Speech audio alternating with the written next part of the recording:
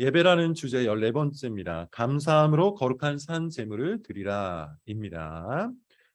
11조와 관련해서 현대적인 논쟁들이 몇 가지가 있습니다. 특별히 11조를 바라보는 극단적인 시선 두 가지가 있고 그 안에 여러 스펙트럼이 있죠. 먼저 극단적인 시선 두 가지를 한번 소개를 해드리도록 하겠습니다. 첫 번째, 11조를 율법적으로 이해해야 하는 관점들이 있죠. 11조를 율법적으로 이해한다는 것은 11조를 공로가 있는 행위로 받아들이는 것이죠. 무슨 말입니까? 내가 11조를 하면 하나님께서 기뻐하신다는 생각. 이게 율법적인 생각이에요.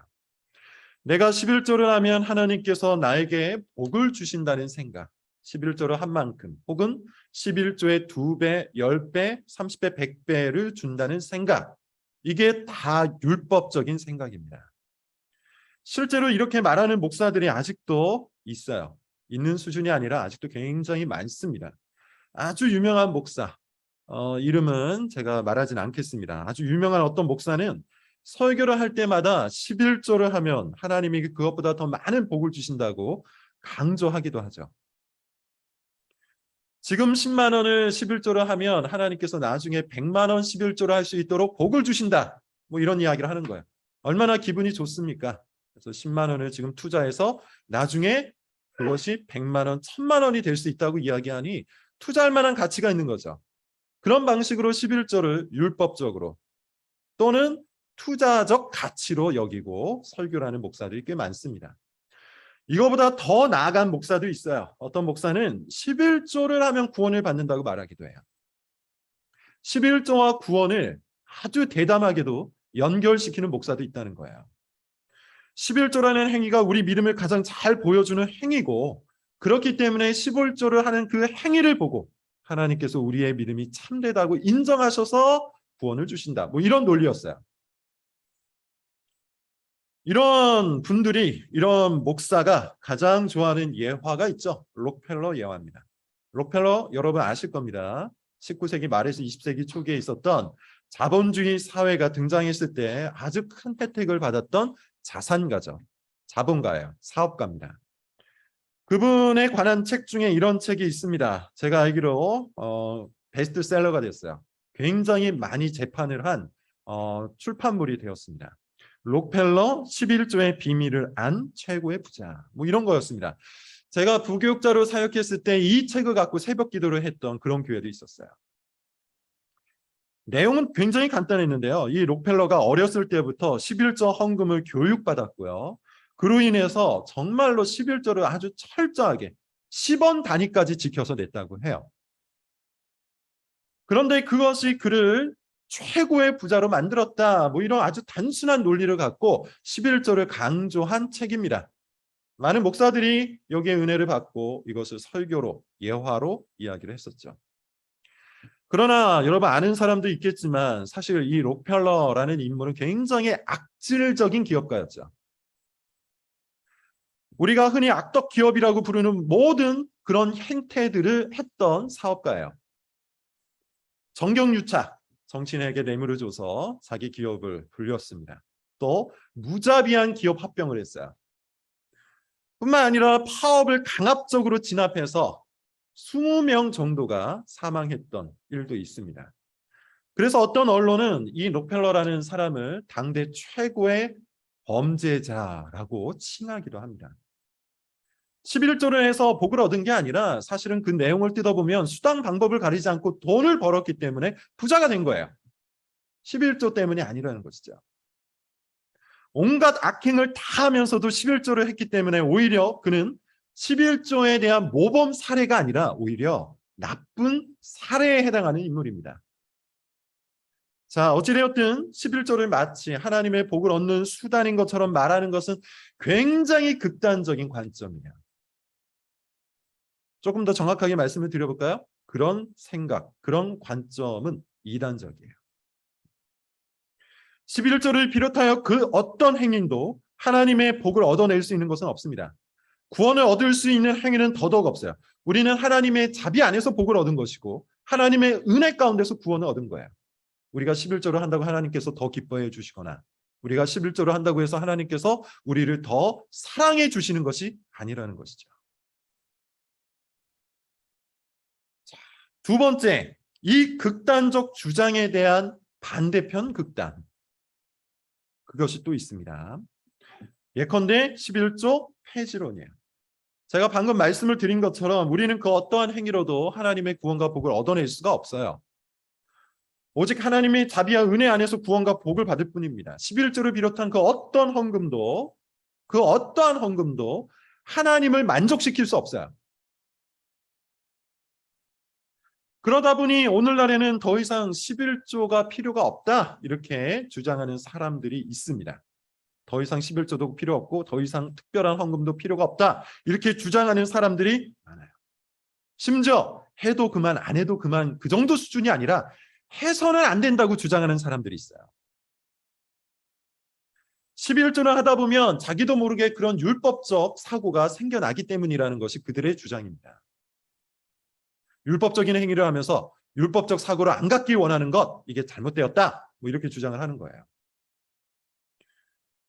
그래서 최근 어떤 교회들은요, 모든 헌금을 다 없애고 11조를 비롯한 모든 헌금을 다 없애고 회비 제도로 교회를 운영하는 그런 교회들이 많이 생겨나고 있습니다. 교회 운영에 필요한 돈을 계산해서 교인들끼리 회비를 정하는 겁니다. 예컨대 한 달에 한 1,000만 원이 필요하고 우리 교회는 몇 명이니까 각각 한 달에 어느 정도 회비를 내어서 교회 운영에 쓰자 뭐 이렇게 정하는 거예요.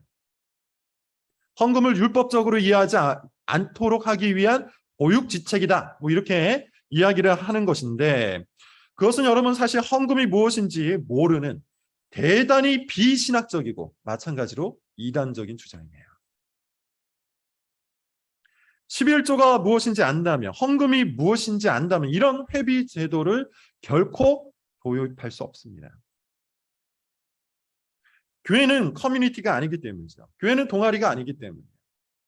교회는 사회단체가 아니기 때문이에요. 그냥 마음 맞는 사람들끼리 모이는 모임, 이게 교회가 아닙니다. 교회는 그리스도의 피로 값주고 삼바된 사람들의 모임이에요. 그러므로 교회의 모든 행위는 합리적이거나 이 시대에 발맞춘 행위가 되어서는 안 되겠죠. 오직 그리스도의 사랑에, 오직 그리스도의 은혜에 감사하는 행위, 그게 교회 활동이 되어야 하는 거예요. 헌금도 마찬가지입니다. 시대적인 합리성을 따르지 않고 그리스도께서 십자가에서 행하신 일에 감사하고 하나님의 사랑과 돌보심에 감사하는 우리의 신앙 활동, 이게 헌금이 되어야 하는 것이죠. 그러므로 회비 제도는 온당치 않습니다. 자, 이 두 가지 극단, 11조를 율법적인 행위로 여기고 이것을 통해서 구원과 복을 얻으려고 하는 관점, 그리고 11조는 아예 필요가 없다, 해서는 안 된다라고 생각하며 회비 제도로 운영하려고 하는 이 관점, 두 가지 모두 성경적이지가 않아요. 그러면 여러분, 이제 우리는 어떻게 11조를 이해해야 할까요? 본문을 통해서 11조를 비롯한 모든 헌금을 어떻게 이해해야 하고 어떤 자세로 드려야 하는지를 한번 보도록 하죠. 첫 번째 본문입니다. 마태복음 23장 23절 우리 같이 한번 읽어보도록 하겠습니다. 23장 23절 시작. 화 있을진저 외식하는 서기관 바리새인들이여,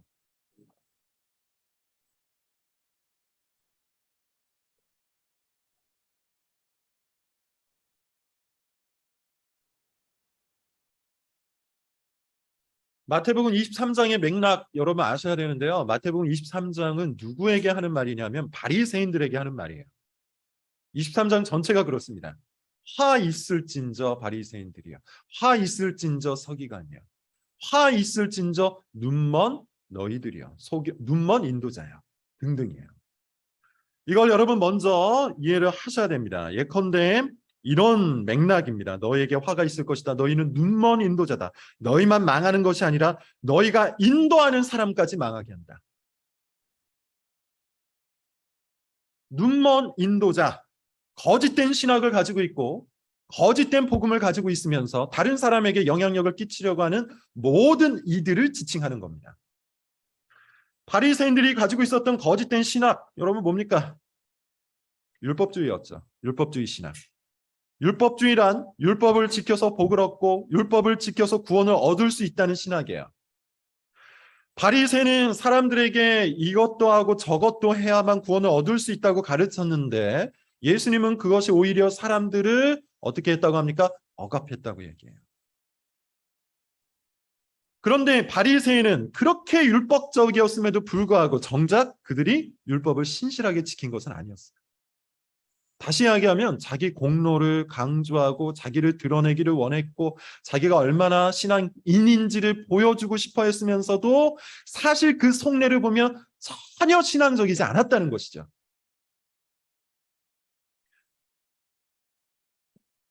그들은 율법을 사람들이 볼 때만 그것도 티나는 것만 제대로 지켰을 뿐이지 실제로 신실하게 지킨 것은 아니었어요. 왜요? 바리새인에게 가장 중요한 동기가 무엇이기 때문에? 사람들에게 보이는 것이기 때문이에요. 사람들에게 내가 이렇게 신앙적이다, 내가 이렇게 말씀을 잘 지킨다, 내가 얼마나 하나님을 사랑하는지 한번 봐라, 이것을 보여주기 위해서 율법을 지켰을 뿐이지 정말 율법을 사랑함으로, 하나님을 사랑함으로 지킨 것이 아니라는 것이죠. 11조도 그렇습니다. 지금 우리가 방금 읽었던 마태복음 23장 23절에 나오는 11조도 그래요. 바리새인은 그 누구보다도 11조를 열심히 드렸어요. 박하와 회양과 근체의 11조라는 말은 이것은 다 채소와 관련된 것인데 그렇게 아주 작은 것마저도 일일이 다 계산해서 11조를 드렸다는 뜻이에요. 내가 번 소득의 일부가 아니라 내가 얻게 된 모든 것들, 아주 자그마한 소득까지도 다 계산을 해서 11조를 드렸다, 이런 이야기입니다. 그래서 그 모습만 보면 사람들이 감탄하는 거예요. 정말 대단하다. 저 사람은 10원 단위까지도 계산해서 11조를 드린다. 저 사람은 1원 단위까지도 계산해서 11조를 드린다. 이런 칭찬을 얻은 거예요. 그런데 예수님에 의하면 그들은 무엇을 지키지 않았죠? 율법에 더 중한 바 정의와 긍휼과 믿음을 버렸다고 하죠. 무슨 말일까요? 눈에 띄는 11조는 열심히 지켰습니다. 당시 헌금함은 롯으로 되어 있었어요. 롯. 그리고 보통 예배를 드리기 전에 그 헌금함에 직접 동전을 넣었죠. 왜 그렇습니까? 그때는 지폐가 없었기 때문이에요. 다 동전이었습니다. 여러분 한번 생각을 해보세요. 놋 헌금함에 동전을 넣으면 어떤 소리가 나죠? 쨍그랑 소리가 나죠. 그래서 바리새인들은 일부러 사람들이 많이 모일 때를 기다렸다가 동전을 잔뜩 그 헌금함에 집어넣은 거예요. 그러면 쨍그랑 소리가 아주 크게 나고 사람들이 다 쳐다보면서 저 사람 헌금 많이 했구나, 이런 느낌을 좋아했던 거예요. 그렇게 눈에 보이는 신앙 행위는 열심히 최선을 다했는데 정작 율법이 가리키는 바, 율법이 정말 중요하게 여기는 정의를 행하고 긍휼을 베풀고 믿음을 얻는 행위는 하지 않았다는 것이죠. 예컨대 옳은 것을 분별해서 옳은 것 편에 서는 일, 이것이 여러분 율법의 아주 중요한 지시예요. 방금 우리가 읽었던 잠언의 말씀이 바로 그 얘기잖아요. 제 멋대로 살지 말고 본능대로 살지 말고 율법이 지시하는 바를 쫓아 어떤 것이 옳고 어떤 것이 그른지 판단하고 옳은 것 편에서 옳은 것을 선택하여 사는 것, 이게 정의를 행하는 겁니다. 그런데 그들은 그것을 하지 않았다는 거예요.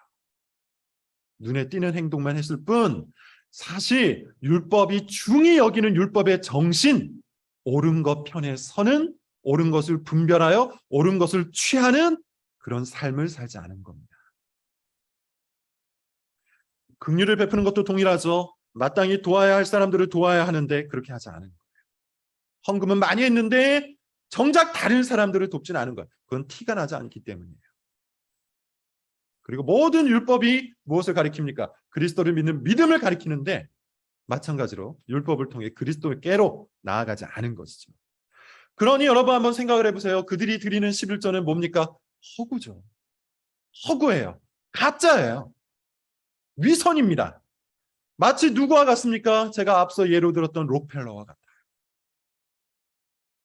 11조를 철저히 지켜요. 10원 단위, 1원 단위로 계산을 해서 철저하게 11조를 했어요. 11조를 하면 복을 주신다는 구약의 개념을 믿었고 사람들로부터 오는 칭송을 기뻐했어요. 그러나 정작 그의 삶에는 정의가 없었고 긍휼이 없었고 믿음이 없었죠. 옳은 것을 분별해서 옳은 것 편에 서지 않았고 사람들에게 나눠주는 일을 소홀히 했고 무엇보다도 그리스도를 믿는 믿음에 소홀히 했어요. 예수님은 바로 이런 위선적인 신앙을 경계하는 겁니다. 11조를 하는 게 전부가 아니에요. 그것으로 11조를 했다는 것으로 자신이 할 일을 다 했다고 생각해서는 안 돼요. 우리는 마땅히 11조를 포함한 이 율법의 정신을 지켜 행할 필요가 있어요.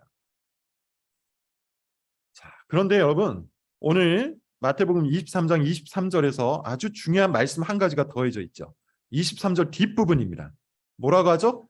그러나 이것도 행하고 저것도 버리지 말아야 할지니라. 이것은 뭐고 저것은 뭡니까? 이것은 11조고 저것은 율법이 중히 여기는 정신이에요. 다시 말해서 예수님은 우리에게 뭐라고 말씀하시는 겁니까? 너희는 율법의 행위와 율법의 정신 모두를 붙들라. 11조만 내고 정작 율법이 중하게 여기는 것을 행하지 않는 것, 잘못된 겁니다. 반면 율법이 중하게 여기는 것만을 행한다고 해서 11조를 내지 않는 것, 그것도 잘못된 거예요. 우리는 율법이 지시하는 바와 그 율법의 형식을 그대로 받아들일 필요가 있어요. 그게 여러분 십계명이잖아요. 하나님을 사랑하라. 이게 율법의 정신이었죠. 십계명의 정신이었죠. 그런데 그 하나님을 사랑하는 율법의 정신을 우리는 율법이라는 형태를 통해서 또한 지켜야 되는 거예요. 그래서 십계명이 중요한 것이죠. 11조도 동일합니다. 11조 안에 담겨있는 율법의 정신을 지켜야 돼요. 그러나 11조라는 율법의 형식도 지켜야 돼요. 지금 예수님이 하신 말씀이 그거예요. 자, 여기서 여러분 우리는 11조를 어떤 방식으로 해야 하는지를 배울 수가 있겠죠. 일단 11조는 결코 율법적이지 않아요. 다시 한번 강조를 해요. 마태복음 23장의 맥락에서 이 구절을 여러분 잘 이해할 수 있어야 돼요. 예수님은 바리새인들이 주장했던 율법적인 신앙을 정죄하고 계시죠. 예컨대 행위로 구원을 얻을 수 있고 행위로 복을 얻을 수 있다는 이 모든 율법적 사고, 이 모든 공로적 신앙을 거부하고 계세요. 11조도 마찬가지입니다. 11조를 한다고 해서 하나님이 나를 더 사랑하시는 것이 아니에요. 하나님은 내가 죄인 되었을 때, 내가 하나님과 원수 되었을 때 자기 아들을 내어주실 만큼 사랑해 주셨어요. 그런데 11조를 하지 않는다고 저주하고 11조를 하지 않는다고 복을 주시지 않는다. 말이 됩니까? 꼭 기억하십시오. 11조를 율법적 행위로 말하는 그 어떠한 가르침도 여러분 거부하십시오. 그것은 성경적인 가르침이 아닙니다. 실제로 예전에 어떤 청년이 제게 와서 이런 걱정을 토로한 적이 있어요. 이번 주 자기에게 큰일이 2번 있었는데 하나는 교통사고로 당할 뻔했대요. 그리고 다른 하나는 사업적으로 큰 피해를 입을 뻔했다. 뭐 이렇게 이야기를 하더라고요.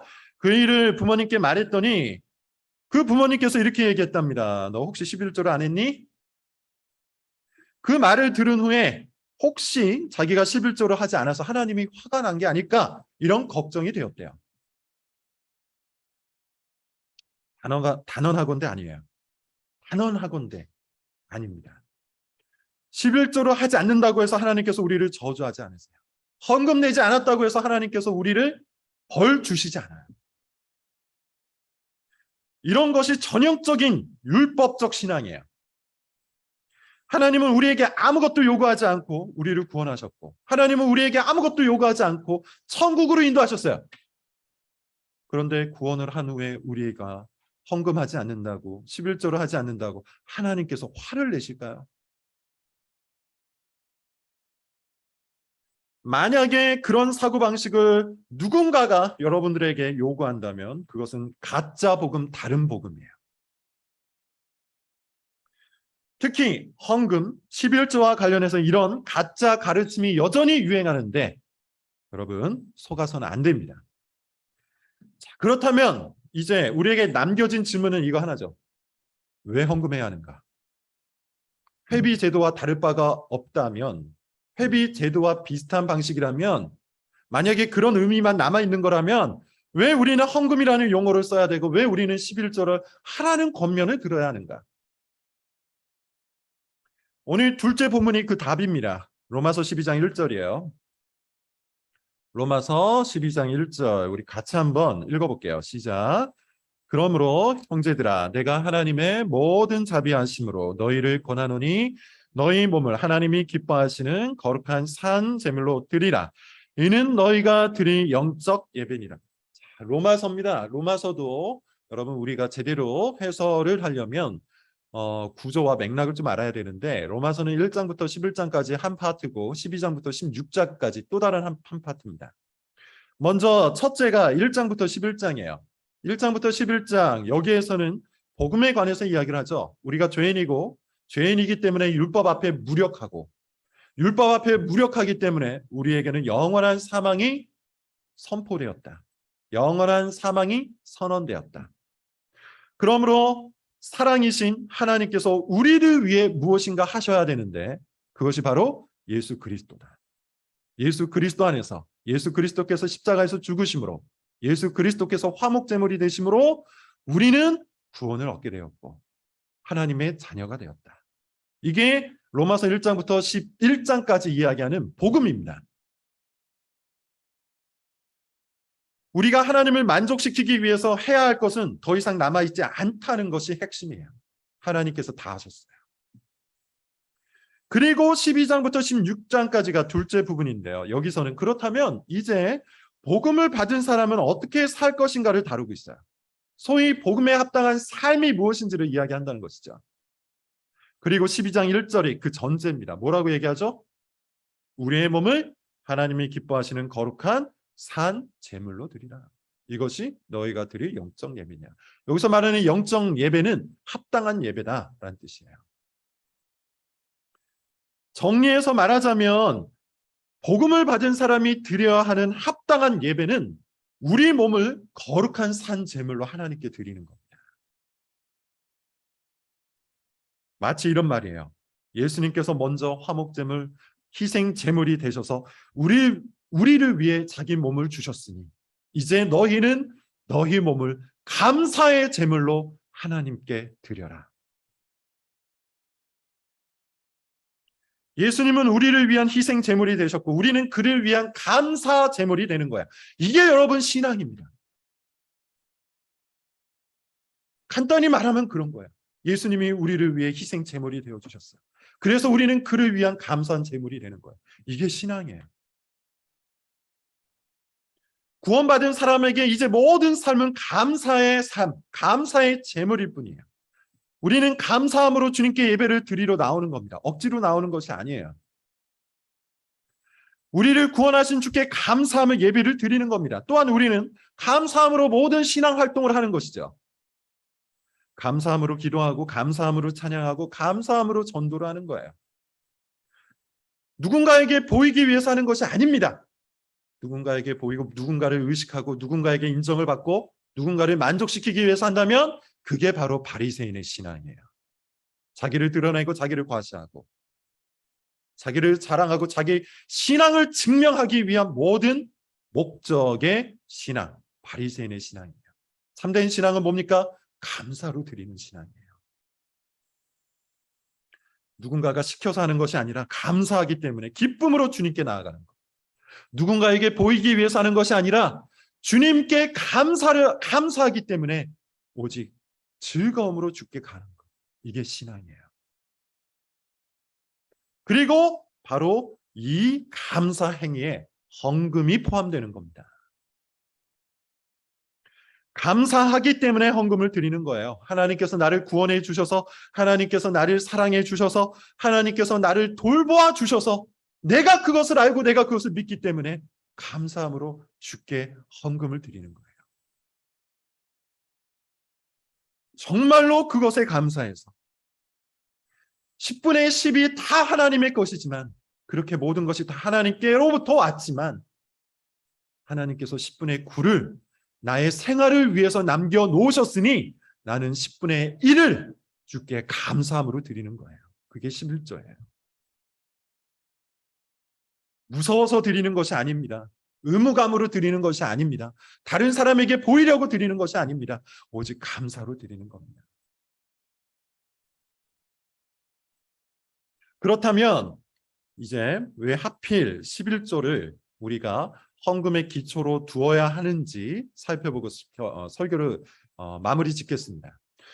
두 가지 이유가 있어요. 첫째, 지금껏 말한 것처럼 11조를 드리는 것은 다른 그 어떠한 헌금보다도 하나님 앞에 감사를 드리는 믿음의 표현이기 때문이에요. 11조는 말 그대로 우리 소득의 10분의 1을 하나님께 드리는 것이죠. 여기에는 굉장한 믿음이 필요합니다. 어떤 믿음일까요? 하나님께서 정말로 나를 지키신다는 믿음. 이 믿음이 없으면 소득의 10분의 1을 드릴 수가 없어요. 하나님께서 정말로 나를 사랑하신다는 믿음, 하나님께서 정말로 나를 돌보신다는 믿음, 그 믿음이 없으면 10분의 1을 하나님 앞에 드릴 수가 없어요. 여러분, 우리가 하나님을 교리적으로 믿는 것은 상대적으로 쉽죠. 물론 그것도 어려운 일이에요. 우리의 아둔한 머리와 스스로 똑똑하다고 믿는 교만함 때문에 우리는 교리를 온전히 믿지 못합니다. 교리를 믿는 것도 쉬운 것은 아니에요. 그러나 상대적으로는 쉬워요. 무엇과 비교할 때 상대적으로 쉽습니까? 우리의 삶에서 돈과 돈을 향한 우리의 마음과 자세와 태도에서 비교를 해볼 때 상대적으로 쉽다는 이야기예요. 어떤가 한번 여러분 물어볼까요? 여러분은 정말로 돈과 관련해서 하나님을 믿고 계십니까?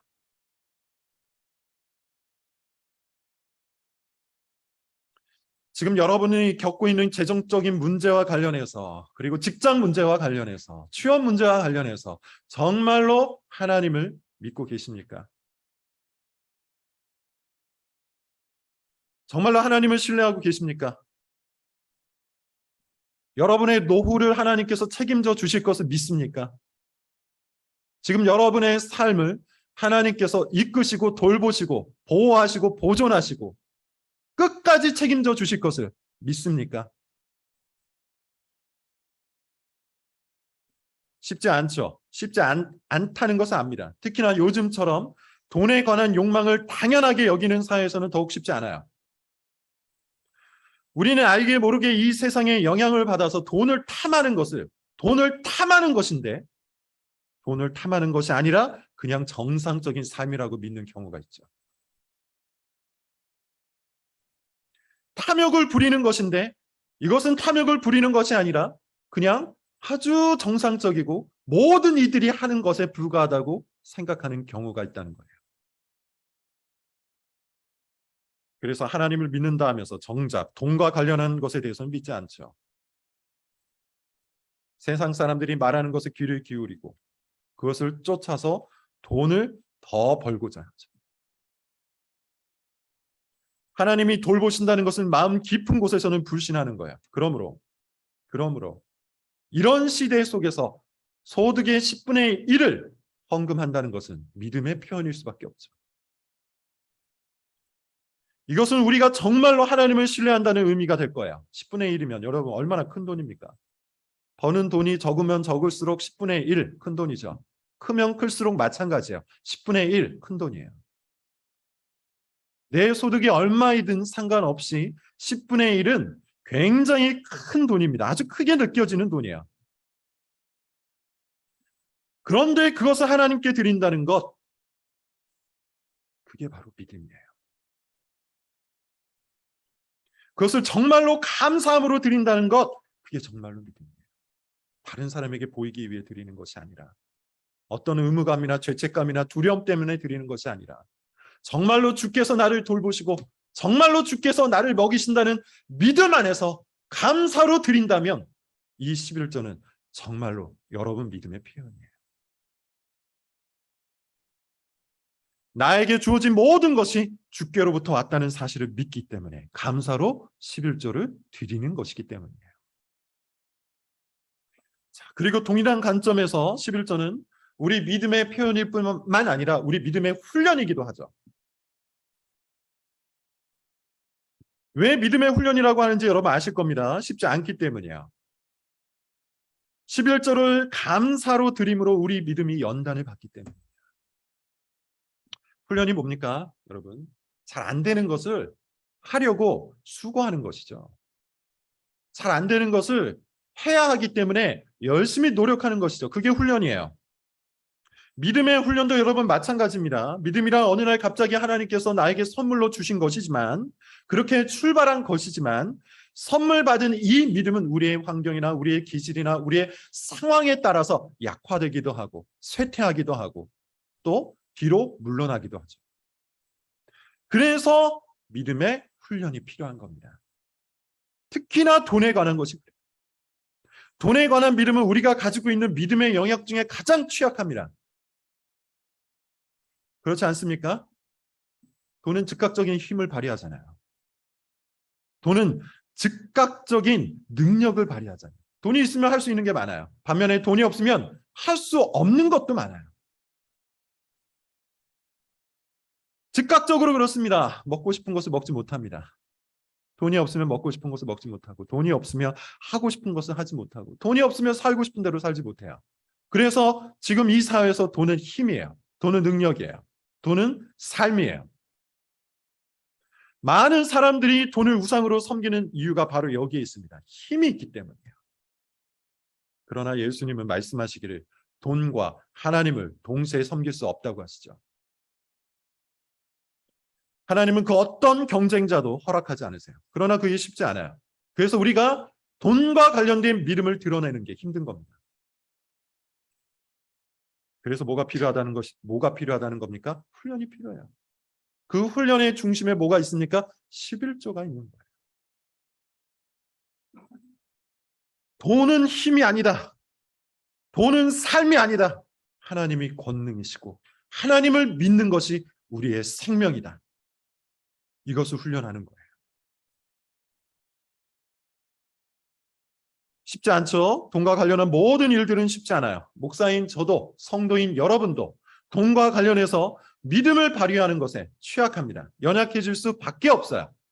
그러나 하나님은 우리가 돈 앞에서도 하나님을 신뢰하기를 원하세요. 그래서 11조를 들여서 훈련하는 거예요. 하나님은 돈보다 강하다는 것을 우리가 알기를 원하세요. 그래서 우리가 헌금을 하는 거예요. 우리의 돈을 하나님께 거룩한 산 제물로 드리는 거예요. 하나님께서는 자기 아들을 희생 제물로 내어주셨으니 우리도 우리의 것을 주께로 감사의 제물로 드리는 거예요. 그것이 헌금이요, 그것이 11조입니다. 헌금을 통해 11조를 통해 우리의 믿음을 드러내시고 우리의 믿음을 훈련하십시오. 하나님께서 우리를 돌보십니다. 이 믿음이 우리 모든 성도들 가운데 꼭 있기를 바랍니다. 기도하겠습니다.